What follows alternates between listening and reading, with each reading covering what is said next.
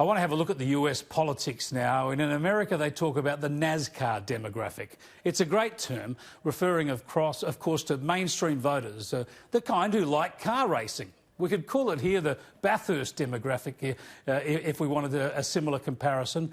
A sort of people that the inner city Green Left, the ABC and most of the journos would rather sneer at. They'd sneer at people who go to Bathurst. But most of us, whether we're petrol heads or not, we reckon it's a great Australian tradition. Less so now, of course, with the demise of Holden today. But in the US, the big race is Daytona. And if there is anyone who understands the NASCAR demographic, it's Donald Trump. Not only did he insist on taking his presidential limousine, the Beast, down to Daytona for a lap, he also gave the crowd a fantastic low-altitude flyover in Air Force One. Check this out. We've got the president landing right now. The fans are pumped up.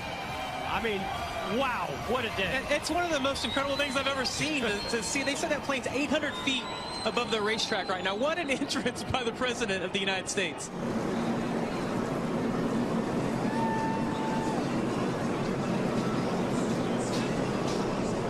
Well, that's a sight for the ages right there. There's a certain amount of momentum building for Trump early in this election year, isn't there? The impeachment sham is behind him, and in the primary season, the Democrats are fighting among themselves about who will take on Trump. And most of their leading lights are rich, old socialists who don't seem to worry the president. Bernie Sanders. Well, I think he's a communist. I mean, you know, look, I think of communism when I think of Bernie. Now, you could say socialist, but didn't he get married in Moscow? Bernie Sanders didn't like this. He calls himself a democratic socialist. We got a president who is a pathological liar. He lies all the time. No, I did not get married in Moscow. I participated in creating a sister city program with the city of Yaroslavl when I was mayor of the city. We had Republicans with us, people, city officials. So that's a lie. And obviously, I am not a communist, and I presume the president knows the difference. Maybe he doesn't. I don't know. All the same, after Sanders won in New Hampshire, all the talk was about the looming entry into the race of former New York Mayor, billionaire Michael Bloomberg. So that was a cue for Sanders to break out his hard left rhetoric. I'd make the point that in this point in the campaign, we are taking on billionaires and we're taking on candidates funded by billionaires. It is about having the courage to take on Wall Street, the insurance companies, the drug companies, the fossil fuel industry, the military-industrial complex. This talk might energise the base, as they say, but it carries risks for the Democrats. He proudly calls himself a socialist. I respect him for his candour, but you don't need to know a lot about American public opinion to know that a majority of the American people oppose socialism. And on that same program this morning, the host, Fran Kelly, had no trouble describing Sanders. Democratic Socialist Vermont Senator Bernie Sanders was in second or third place for almost all of 2019.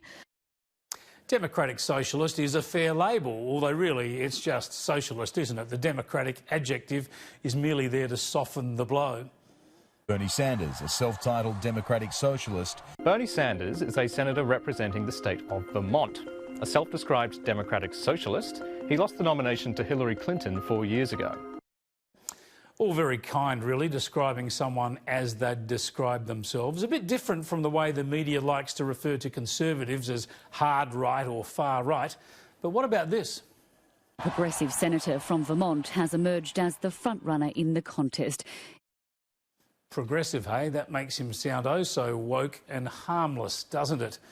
And it's a term you'll find often in print as well. SBS described him as the flag bearer for the party's progressive wing. So why the reluctance to label Sanders accurately? At the top of this field, it looks as though left-wing Senator Bernie Sanders is going to win here. As we stand, small-town Mayor Pete Buttigieg looks pretty likely to come in second spot, and his campaign's hoping that a good result for him here is going to make this more of a two-horse contest and position him as the moderate alternative to a strong Bernie Sanders, who many in the Democratic Party worry is too far to the left to beat Donald Trump. Yep, Sanders' true politics are an electoral liability, so many people downplay them. The Australian's Cameron Stewart just detailed the reality in that newspaper. America may not be ready for a socialist president, he wrote, but to the horror of the party's moderates, Democrat voters are flirting seriously with the idea. That's the situation as it stands. No wonder Trump is doing hot laps at Daytona.